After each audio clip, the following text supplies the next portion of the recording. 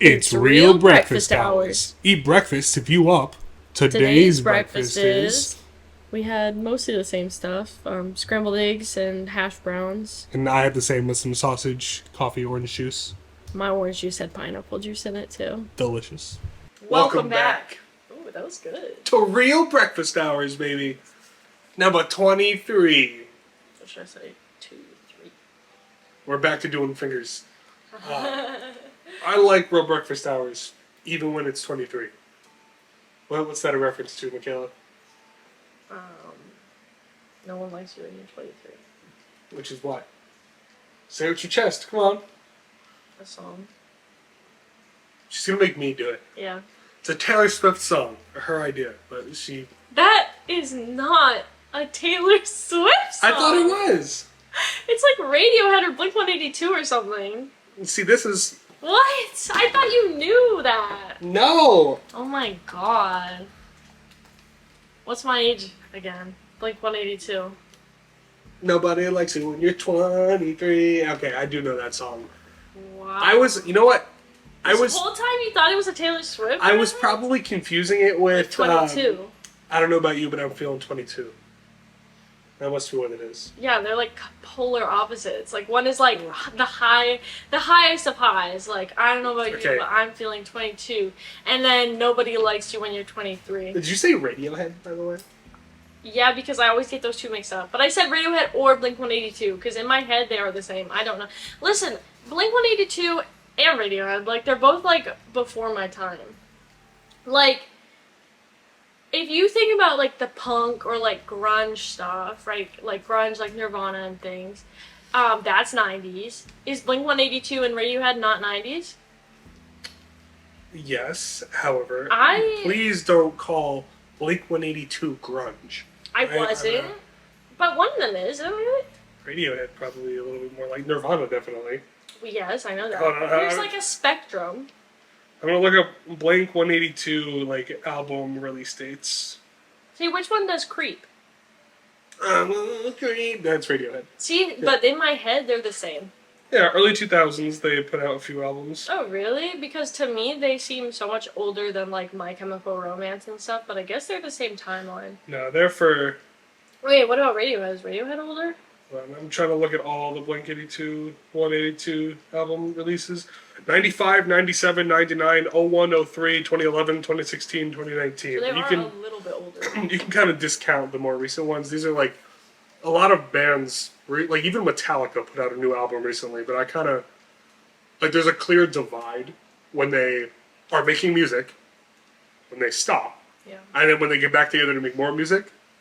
Like the jump between 2003 to 2011 is like pretty substantial. So you can kind of draw the line right there. Off the jump, this is going to be a very controversial episode. People are going to be like, how do you not know the difference? But at least I'm not going to be the only one playing, because you're going to get flamed for thinking it was Taylor Swift. So. Okay, right. I just... and what, do you want to know Radiohead album discography? I just want to know, like, when they formed. Oh. How old are they? They're probably from the same era. See, they're the same in my head. That's wacky.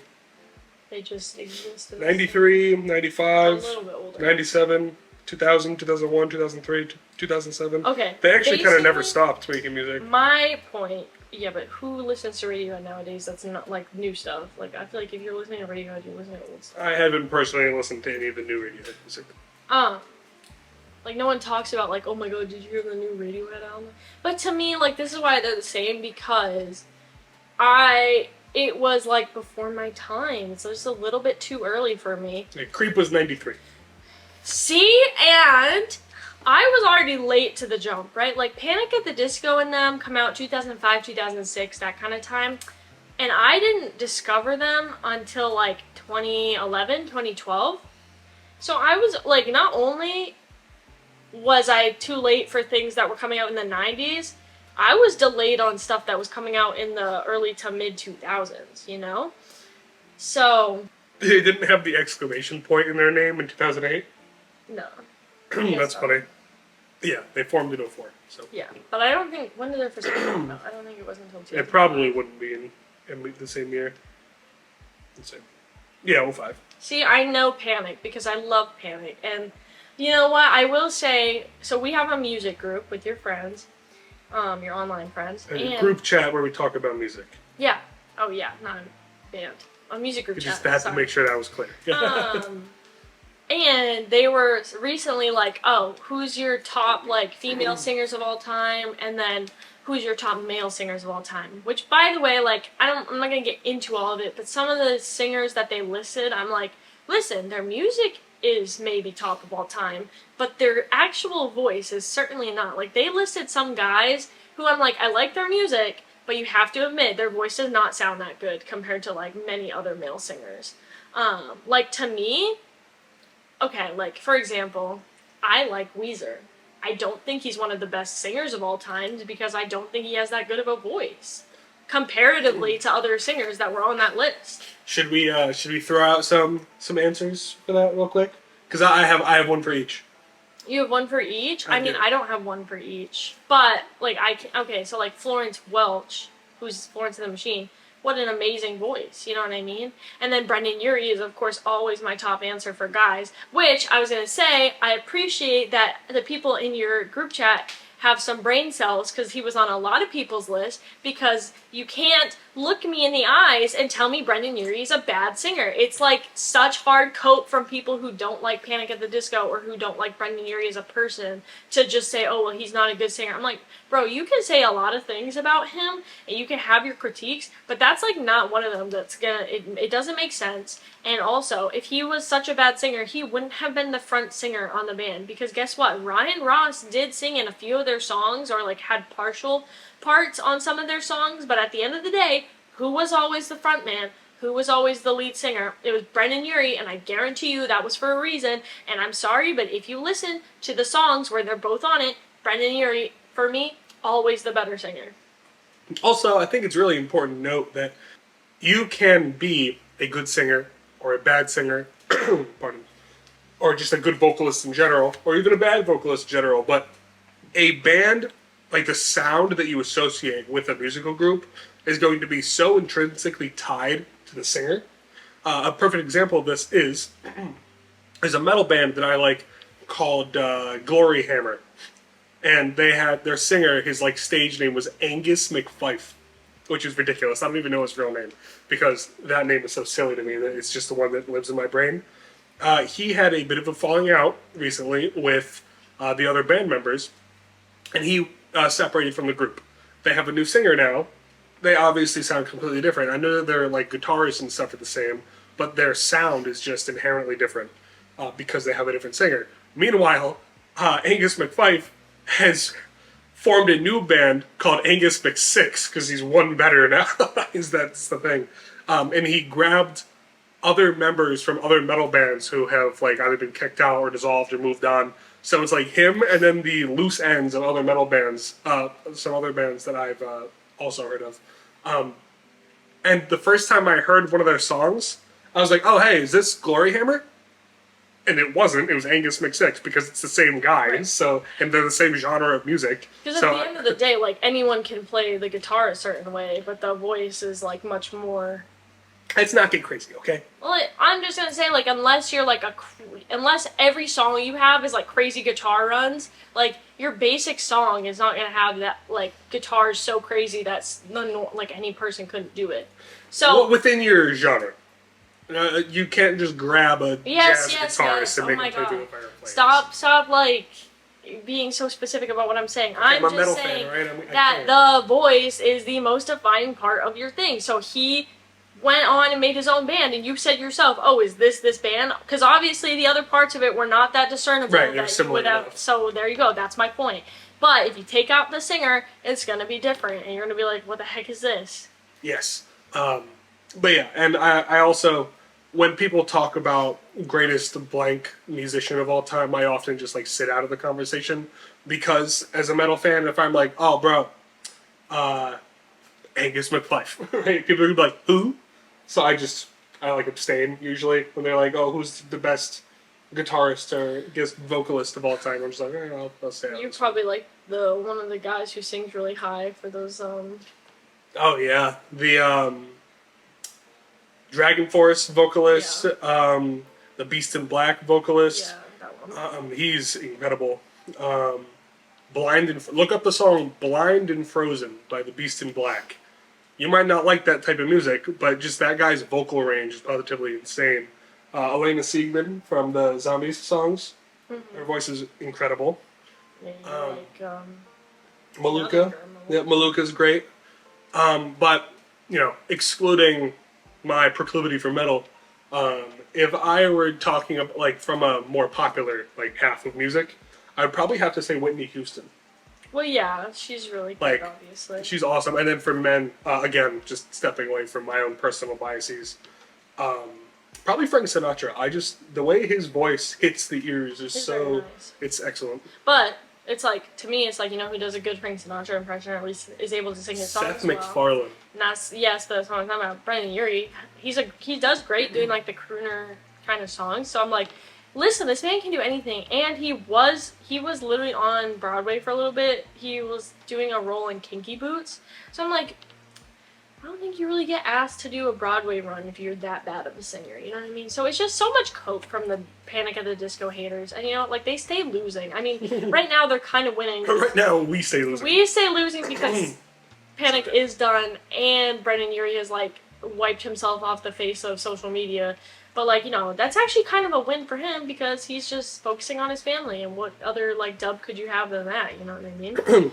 But also, what I wanted to say is another thing I noticed on that chat, or on that group, it's particularly for the men. The men ones really shocked me because they started listing, rap artists and things, and they started listing people who, in my eye, are, just known for having heavy auto-tune. I'm like, how are you going to say a man who is known for using heavy auto-tune is the greatest singer of all time? So true. What was it, T-Pain or something? There was something like that, where I'm like, this man just has tons of auto-tune on his song. Why is he on your top That was T-Pain's singers? thing. Even before auto-tune really hit, hip-hop as hard as it did, T-Pain was, at least as far as I'm aware, one of the early adopters of it, and he really it was Usher. It was his thing. Which to me, I think Usher also has a lot of. Oh yeah, a lot of hip hop artists. Just a lot of. So I'm like, I don't really want to see any hip hop artists on your best singer list of all time because one, a lot of them aren't singing, and two, when they are, or even if they're not, they're using a lot of auto tune. There's obviously exceptions, but I'm just like, come on. If we're really looking at best singer of all time, how is he anywhere near your top 10? It's gotta be Kanye when he hit the poop-de-whoop-de-scoop. That's gotta be the best vocals I've ever heard in my life. This is what I deal with. Whoop-de-scoop. We have to talk about who sent in their breakfast. What a time. We've really focused on some music for now. But I apologize. A lot to talk about musically. Yes, so we had a couple breakfasts sent in. One from Crollo and one from Gren, to my understanding. Let me pull those up. Jamie, pull that up. Those guys will rip you apart. Okay. Crollo had a concha and some milk. And he actually put milk trademark. It's certified Crollo moment, drinking milk. But you know what? I'm a milk enjoyer myself. He certainly Love milk. Milk is a extremely high tier beverage. And then we had another one from our dear friend Grenjamin. I had some yogurt with granola and honey. It's a good one. It's a good one. It's high protein. High protein, got some carbs, got some sweetness.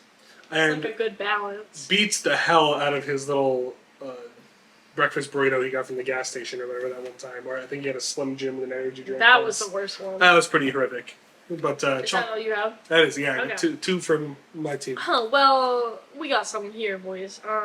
So my mom. Oh, well, of course we'll get into this, but obviously we missed last week, which we will figure out why. But the horrors of war. And also the updates of after Six Flags or after the last. Yeah. Anyways.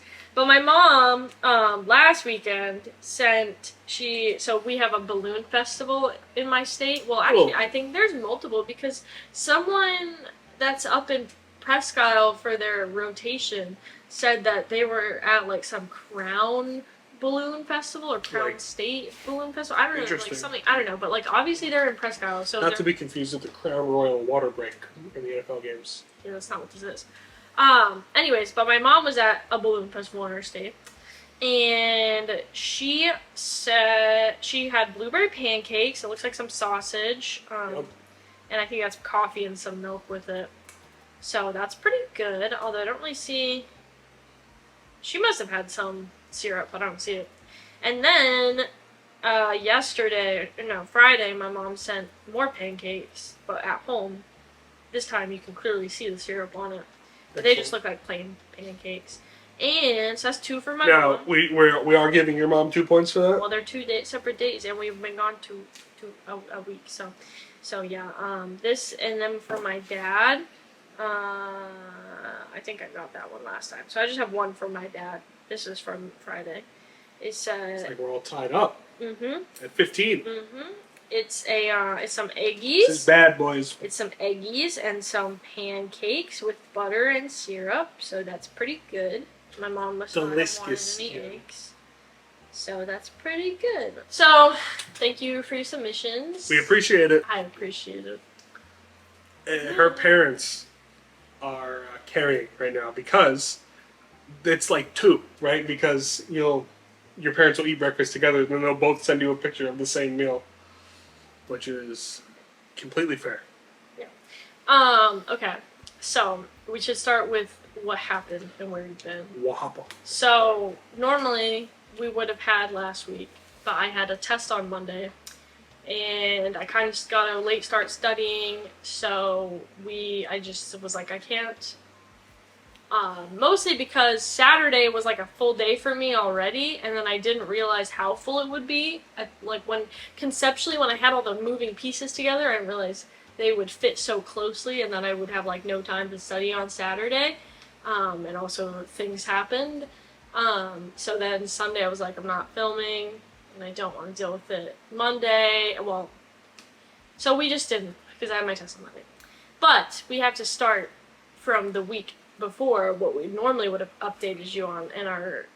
So we filmed Real Breakfast Hours, and then as we told you, we were heading to Six Flags. Yes. Would you like to tell us about sure. Six Flags? Six Flags is about 3 hours from here. With no traffic, which is an oxymoron considering it's Bethesda, Massachusetts.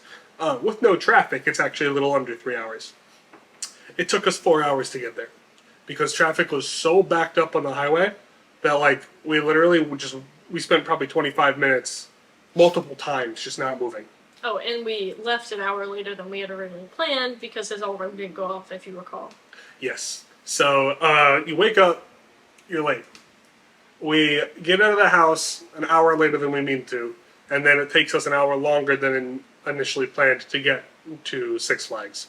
It was so bad on the highway that we got off the highway and basically took back roads just to make sure that we were still moving. And that might have saved us time. It definitely did. It was bad. Because it was just all red. And even once we got off the exit, that was red. The next part was red. So. Yeah, it's horrific on the roads there. So we get to Six Flags around 2:30. First thing we do when we get there, park the car, walk over, and we eat some food. We get some food, which went surprisingly well. Food was fine, a little expensive, but hey, here at a theme park, we got on Superman right away. My favorite ride. That's why I go to Six Flags, because I want to go on Superman. I had a blast. She hated it. Also, right away is makes it sound like we just walked on. We waited for almost an hour. I think it was 40 minutes. It was 45 minutes because someone behind us was it's been 45 minutes when we were near the top. So yeah. 45 minutes. Yeah, because I'm gonna get to that. Don't worry. So we spend our time at the park, and basically, next thing you know, it's 7:30. Whoa! You've skipped over so much. One of the only rides I wanted to go on. Oh, yeah. The last time we went, we've only been twice together, and I've only been 2 other times before that. So I've never been on this ride. It's that stupid little Houdini haunted house. Stupid little Houdini house ride that sounds so fun. Have you never been on it? No, I've never been on it. So it's every not that time, good. Well, I think it is. Okay. If you've never been on it, then how do you know? because I dream of this ride, okay? I want to go on this ride so bad, and every time we go, it's closed. Well, we've only been one other time, but I looked him in the eyes, I said, I'm never coming to this place again if it's closed, and guess what? It was closed. Yes, it was. So that was Why is it closed? Certified L that the Houdini ride was closed again. Next thing you know, it's like 7:30, and we've only been on, what was it, 3-4 rides plus Superman? So I think 4 or 5 total. And you know what they didn't have? We only went on 3 rides. Yeah, we went on Superman. We tried to go on the one that you were looking forward to, which is the Houdini Haunted House one, which might only be open in the fall, like near Halloween. Yeah, except for then someone. Well, supposedly it's supposed to be open year round, and then also, but I also heard from people that it should be opened for sure during the haunted Halloween nights. But guess what? Someone else said that they had gone during haunted Halloween nights last year, and it wasn't open when they went. I wonder if maybe it's like broken and they just don't feel like fixing it. Maybe it doesn't get enough people, so they're like, it's not worth the time and money to repair. But like, it's your one scary ride that's like, well, I mean, the coasters are scary because they're coasters, but like it's. Like to be scared. Yeah, a themed fear ride. So instead of going on that one, we went on some bumper cars, which was reasonably fun and had a short line. The problem with bumper cars is that it's like such a short experience once you're on it. Yeah. I got you a couple of good times on the bumper cars, at least twice. I got you too. You tried to come up behind me a second time, and I Put it in reverse. I hit you with the Need for Speed fasting. I hit you with the family and avoided you, which was good. Keep going. And then the next ride we actually went on the only ride at Six Flags that I'd never been on. That isn't like some kiddie ride that I'm too big for. Yeah, well, I thought you haven't been on the one that I wanted to go on. The water one? Mm-hmm. I think I've been on that one once. Wow. The really tall swing that like you can see for miles. I don't know how many of you have ever been to Six Flags, but it's the tallest ride there. It's literally just, I have no idea how many feet tall it is. A couple hundred, probably, feet tall swing. And it spins you around and you're held in by chains. And the idea of going on that used to scare me because I was like, if there was any ride in this entire park that like would kill you if it failed, it would definitely be that one. All of the roller coasters would kill you if they failed. I suppose, but like, it would have to fail in such a dramatic way to kill you. Like, you'd have to get launched off of Superman or something for it to kill you. Bro, if you like got loose at all and fell, you would die. Yes, I suppose. And it's not Are you sure? Because it's not like you fall. You don't go upside down or anything. Listen, they only like first of all, you're like this, and then you're like this, which you're like basically at a perpendicular to the. Oh, you're. thing. That's all. I So if honestly you feel fell- like it's if- 91 degrees. Yeah, if you fell out of that, you're dead. When it's going sideways, if you fell out, you'd fall to the ground and die. Or you get, like, hit by the thing as it was going by because it's going so fast. So, like, either way, like, if you fall out of this thing at all, you're probably either going to get hit by the cars and die that way, or you're just going to fall to the ground. Because most of the things, it's, like, pretty high up from the ground. I guess if you lucked out and fell out at just the right spot where you're not that far from the ground, you might not. But then, like, you have to be careful. Those are going at 70 miles an hour. Yeah, so it's just, like, you would die. Though more of it would have to fail for you to fall out because you have like the crossbar and you have the seatbelt. Whereas like if just the chain breaks. Yeah, but I don't trust the little seatbelt. Like the crossbar, I feel like is the most important part. I feel like if that was gone and I just had the little crossbar at that 91-degree kind of thing that you're talking about, it's done. If that crossbar thing is not holding me in, oh my god. She was pretty scared when we were on Superman. I was laughing my head off, All I having could fun. imagine was death. And yeah, so I had a good time. She did not. That's scary. Then 2 more rides later, we were like, wow, this was bad. It's time to leave. Let's get out of here. Let's go eat. And we were planning to go eat at the Cheesecake Factory on the way home. We've been there a handful of times. I lived in the area for a year. It's a lovely experience at the Cheesecake Factory. And I've had a headache the entire time there at Six Flags. So it's just not been a good time at the theme park. We get in the car. We drive 40 minutes. Less, probably half an hour. Yeah, I feel like we were like halfway there. Yeah. 30 minutes. And then we hear like and actually, we drive maybe 29 minutes. There's a sign that says bump on the highway. You're going 70 miles an hour. And it just says bump as you're passing through like Marlboro. No, that was like 10 minutes before. Yeah, It was like a good amount of time between that and the event. true. Regardless, we hit a big bump, and I'm literally like, that is such a massive bump on the road. Like, what happens if your car takes damage when you go over that? Like, you can't slow down enough on the highway to go over this thing that is like almost a full-size speed bump. Otherwise, you get rear-ended, right? So you just have to take this essential speed bump at 65 miles an hour. I can't imagine your car is happy about that. And then about 5 to 10 minutes later, we hear like a thunk in my car. Suddenly, just starts, and it just sounds like a motorcycle. Like pressing the gas makes the whole car shake, and it sounds like a Harley Davidson. And I was like, oh, that's not good. Put my hazards on, pulled over, got out of the car. I like laid down behind my car in the dark on the highway to like look underneath it. I don't see anything wrong. We're not dragging ass or anything like that. So I'm like, I have no idea what's wrong with it. I'm not really a huge car guy. There's no smoke or anything coming out of the hood. None of the gauges, there's no new lights on or anything like that. It's just really loud and vibrating. So I called my dad, and he has me do a couple of things, basically just to check how loud is it. Is it smoking? Is it really hot? Is the car like driving weird other than being loud? The answer to that is all no. And he said you probably lost, there's probably either a hole in or you lost a clamp on your muffler. And now it's just not muffling correctly. So it's exhausting directly underneath your car, which is making it shake and be loud. So it's safe to drive, but you gotta get home. And it's gonna be loud. So I put the hazards on, we got back in the car. We drove 35, 40 minutes, because now we're going slower. And we got to Cheesecake. Tried to eat. I didn't have much of an appetite because the day has been going so poorly, and now I'm stressed out about my car, worried about how expensive that's going to be to fix. The good news is we were able to take the food home, and it was really good leftover.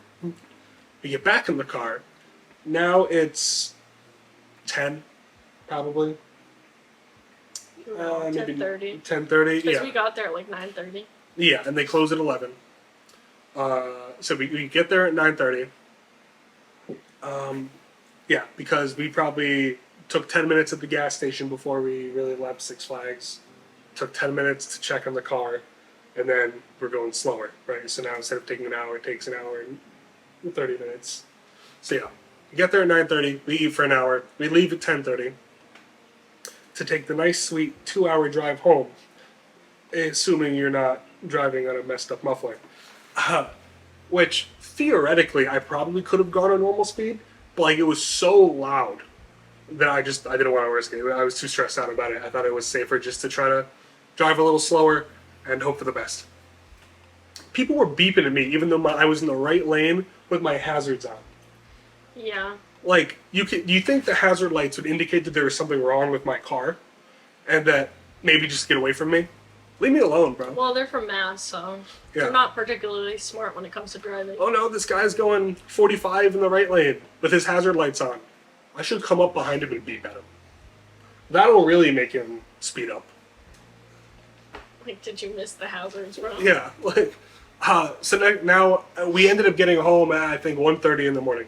Yeah. At around 12:30, 12:45 maybe, I pulled over at a rest stop and took like a 15-minute nap because I was getting tired. Then got back in the car and made it home, which was good.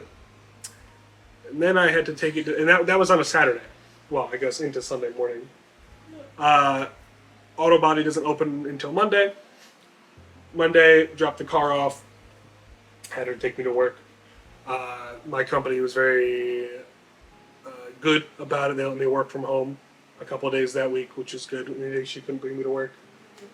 And it was only a $200 repair, which is great because it was exactly what my dad had suggested that it was. It was a clamp fell off the bottom of the muffler. Like it was probably rusty, and then we hit that bump, and then it just fell off. So it was only $200. And then they told me, oh, you also need front brakes, rotors, and calipers, which is going to be $1,500. And your brake light just came on as well. So you can either drive on messed up brakes or fork over $1,500 to get it fixed. What am I going to do? Drive on bad brakes? No. So here's $1,500 additional dollars. Oh, and also you have a broken spring under your hood that is fine to drive on. However, it could eventually become not fine to drive on, so you should also give us $1,500 more to fix that at some point. So that's how life is going now. That one's not fixed yet, but it will soon. No way. Like, truly, like, how is that $1,500 for a It's spring? because you have to take the whole front end off to get to it. I feel like, can you get second opinions with mechanics? I feel like you should. Well, it's also, there's like the parts. Your car has, there's labor costs and then there's parts cost. The parts, I think, are like $500, but the labor is the expensive part of that. So that's fun. But that wasn't so bad because, I mean, the price was bad, obviously. That hurts my heart. But I was away on business this week anyway, so I just dropped it off on Monday, got on a plane, and then when I came back on Wednesday night, my car was ready to be picked up again. Oh, and I got sick on the way home. So I took... Realistically, you probably got sick on the way out, but then it hit you. Oh, right. Somebody at the airport got me sick, basically. When I got home on Wednesday, I could feel it in my throat that something wasn't right. So then on Thursday, I woke up, I was like, oh, I feel terrible. So I took Thursday, Friday off with sick days from work. And now you might have detected I'm a little sniffly still. But I feel significantly improved today, which is good. Yep, and let's see, I have my test on Monday, which was good. I have a test this Friday. And like, oh my god, they just like are overloading us with all sorts of clinical experiences and things. Like, I feel like every week I've had 1 to 2 things, like something is happening, because the week before, like when your car first went in, I think that Tuesday I couldn't bring you because I had a test that morning. It was like a skills test for OMM. And then I had my test on Monday this week. And then Friday I had standardized patient experience, which isn't really graded, but it's still like a thing that I have to do that takes time. And for me, I get really anxious during them because you're actually working with like a real person. Like, yes, they're acting out the problems they have, but they are still like, when we practice in class, we practice on our classmates, so it's like different. You don't use a lot of dummies at all? We don't use dummies. The only like dummies that we use is for sim lab. And we usually, well, first year we only had one sim lab thing, which was awful. I mean, it was like good because the dummies can like play heart sounds and like lung sounds that you normally wouldn't hear in like a healthy person. And like, we're not really working with unhealthy people most of the time, you know? So that's good, but like, in SimLab, at least last year, well, I'm sure it will be even worse this year. They're like, okay, like 1 year to figure out what's going on, which I already like didn't know that much about, you know, lung things or heart things when I had it. And then also 2, how would you treat this? Go ahead, like go treat it. I'm like, no one has taught me how to treat this. What do you mean? Like, in first year they did not tell you how to treat stuff. They barely taught us how to treat stuff in second year. I mean, like, well, we've only had neuro and psych stuff, so like I know medications for like seizures and medications for psychiatric disorders, but like, one, I'm not even at like the cardio and pulm stuff yet, so I don't know how to treat stuff. So like, God, please, I don't know. Don't ask me how to do this right now. And you're in front of when you go in, there's like a camera and everyone else who's at the same time as you. Because you're all like, you go into one room and they give you a different scenario each time. So everyone else is watching you. And a lot of my classmates were like EMTs and stuff, so they actually have experience with half of this stuff where they're like, oh yeah, someone is having asthma, so just give them like an inhaler thing or whatever. It was mortifying for me. I was like, this is awful. Why would you, like, if it would be one thing if it was just you and then like the guy who's watching you and like then you can ask for help from him, but the fact that they make it so your classmates are watching you and you know they're watching you the whole time, that's like so embarrassing for no reason. So I do not like SimLab. I did not enjoy it, but I have to do it twice this year apparently, so I'm really not looking forward to that. I think it's not a good, like, how they do that, I do not think is conducive to learning. Like, I get that, like, trying to learn from other people's mistakes is good, but when you haven't taught us how to treat stuff, like, don't ask me how to treat things. That's not fair. You know, it's embarrassing for me to be in that position and have to do it from. Are they just expecting you to guess? I guess, like, I don't know, like, I didn't know what was going on with mine. Apparently it was a pneumothorax, and then I was like, okay, when he kind of gave me the hint to, like, how, like, what's the difference in sound, and I was like, oh, yeah, I guess, like, there's less sound on this side, so, yeah, maybe it is a pneumothorax. So his lung isn't inhaling as much, and pneumothorax is a collapsed lung, right? Yeah, and then he's like, okay, how do you treat it? And I'm like, I don't know. Like, we had, like, just barely talked about that stuff when I had got it, and I'm just like, I mean, don't you have to, like, try and reinflate it, basically, right? Like, there's, like, I'm like, how am I gonna do that with this? Like, you know, the guy who went before me, it was just, like, asthma. He just needed to put an oxygen mask on them. You can't do that with a collapsed lung. Yeah. Let's talk about something nice we did. In between putting my car in the shop twice, on that Saturday. Oh, this past week? Yeah. Well, it wasn't all nice because that was the... So my Saturday last week was very busy because I had a speed networking thing with, like, physicians, which was good, except for then it just made me more conflicted on what I want to do. So it was, like, great to talk to them, but then now I'm, like, just in a basically, like, conundrum of, like, oh my god, I'm, like, stuck between two specialties right now, and I don't know what to do, so I'm still really stressed out about that. But then when I got back, we went to the main wildlife park, which was really fun, actually.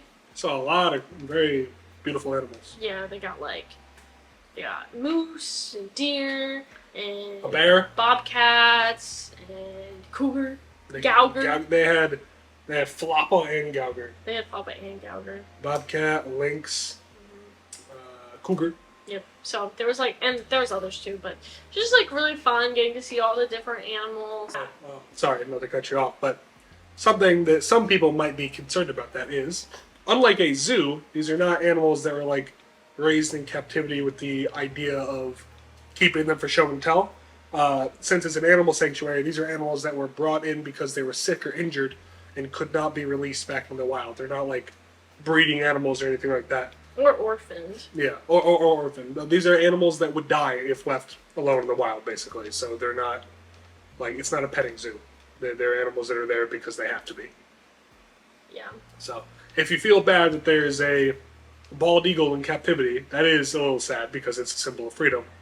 But consider the alternative would be literally dying. So. Oh yeah, there was a raven too. He was cool. He was very intelligent. You could tell he was hitting that tool use, trying to dig. Yeah, like compared to some of the other bird ones and other like just enclosures in general, he had a lot of toys in his.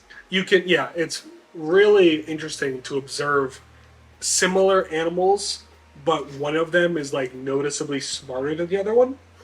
If you look at a crow and an owl, for example. Owls are historically symbols of wisdom, but as far as birds go, they're actually not very smart. So it's like funny to see the owl just kind of sit there with his very plain enclosure because he doesn't like need enrichment because he's not that smart.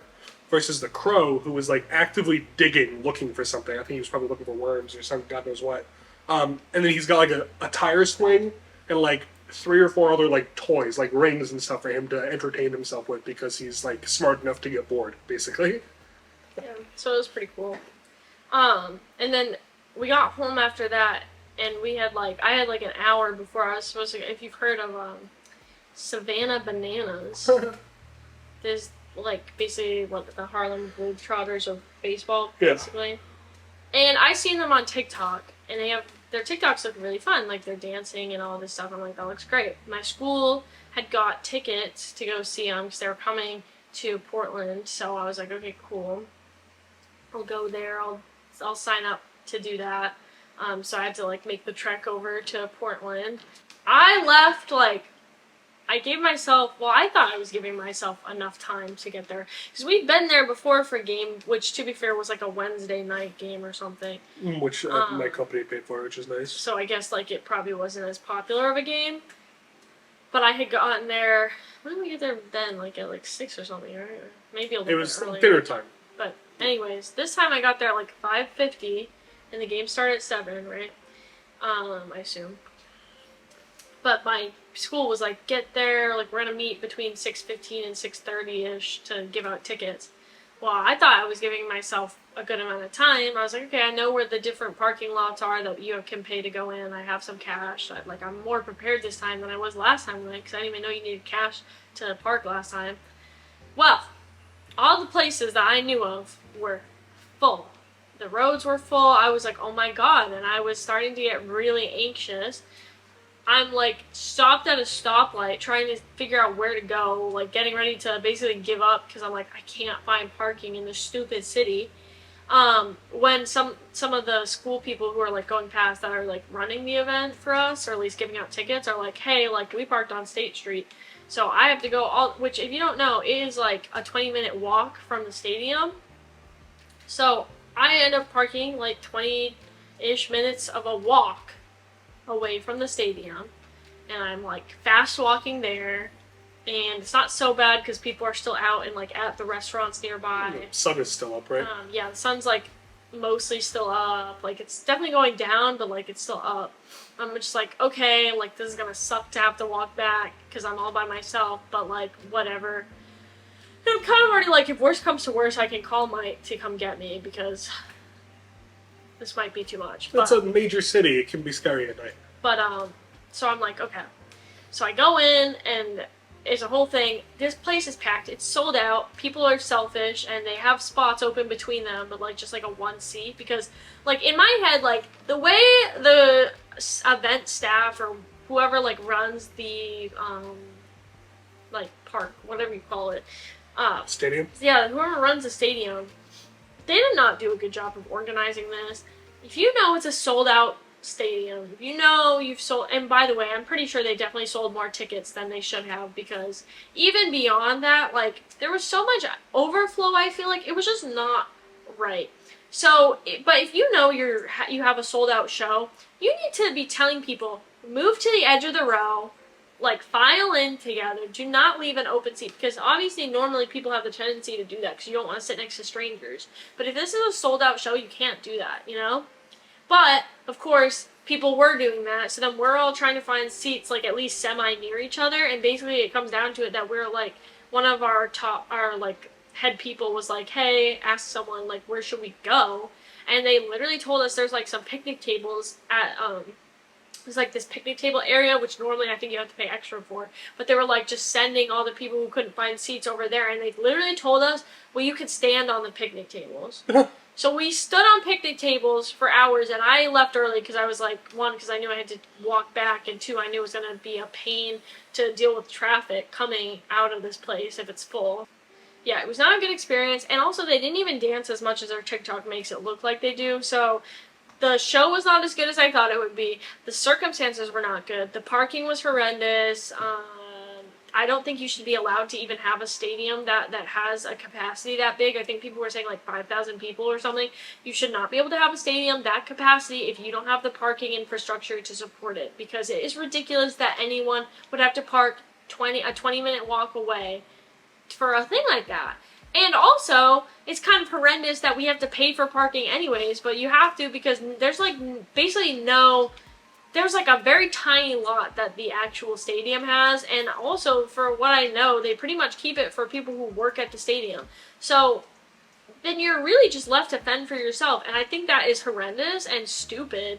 So like that's my new enemy basically. I'm like, you know, count your days, Havelock Field. Like literally, I am disgusted. Total Hadlock Field death. Yeah. So, and eventually when I did leave, I did call him because I was going to start walking. He was playing a game, so I didn't really want to bother him. But then I was just, like, so anxious and, like, nervous about walking back. I was like, I can't do this. Yeah, I was kind of in the middle of something, but when you get a phone call with her, like, basically crying on the phone, you kind of just have to get up and go help her. Which is fine. I don't mind. I'm happy to do it.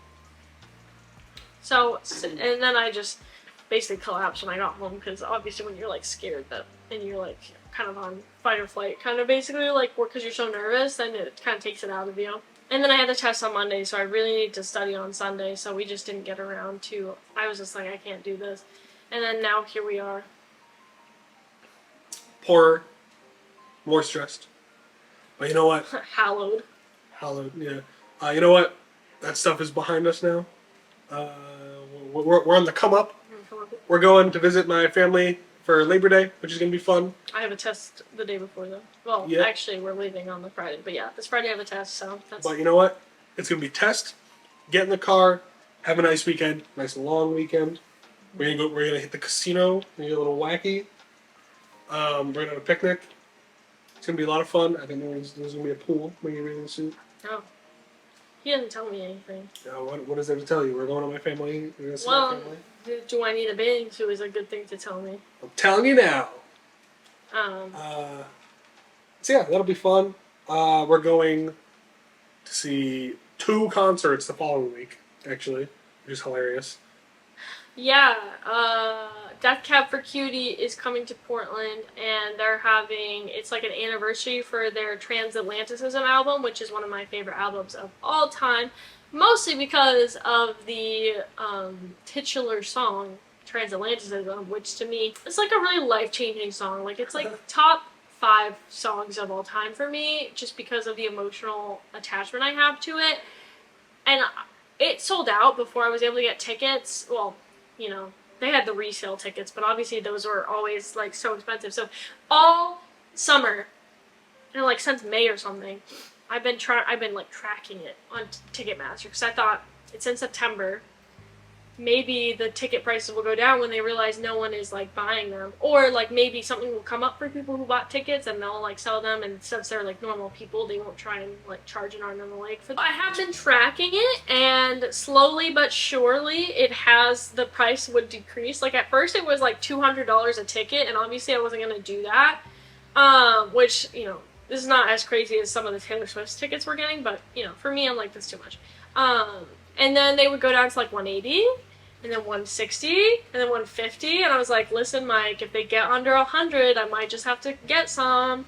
And then they were at like 120 maybe, or 130, and then they were getting there, and then I was literally in the car about to like get out when I got home the other day, and I was like, because I was listening to that album, because I was like, well, because in my head I was like, this is gonna work out for me, you know, like I have a good feeling about it. And so I was listening to the album, and I was like, let me check the tickets. And there was some like $80 tickets or something, and I was like, that's the one. Like, I just bought them because I was like, and they're like general admission. I think they're like standing room, but like that's good because if we get there early enough, then that theoretically means that we can have nice close standing area. So I'm real excited about it. And then the day immediately after, so that's Friday. And then on Saturday, we're going to Connecticut again to go see Baby Metal, which is going to be fun. Yep. This is going to be a really good time. It's going to be an action-packed weekend, 2 in a row. Yeah. And the week after that, I don't think we're going to do that. We will make a conscious effort not to do anything that weekend. It's important to have time at your own house. Yeah. Well, we'll see. Anyway. Actually, I think I have to do a meeting with my advisor that weekend, so. Yeah. That's okay. So yeah, I mean, there was more we really wanted to talk about, but my camera keeps dying because of the battery issue, so I guess we're gonna have to wrap up. Thank you for watching. My friends, Team Mike, send me your breakfast. Team Mickey's, keep sending your breakfast. We take have the the big off. opportunity to beat him. This is incredible. First time ever we can have the chance to defeat Mike. It's pretty exciting to me. Send us your breakfast. Send us your frozen breakfast ideas because we are still looking to do that. We just knew we had so much to update today that we didn't want to. Yeah. But yeah, it's been a rough few weeks. All right, so but we're back on it. Maybe we'll do a on location one next weekend. That might be fun. So yeah, we'll see. Be on the lookout. Thank you guys for watching. Have a good one. O.J. Simpson. Emotionally, I'm ready for real breakfast hours. Physically, I'm struggling. The toll.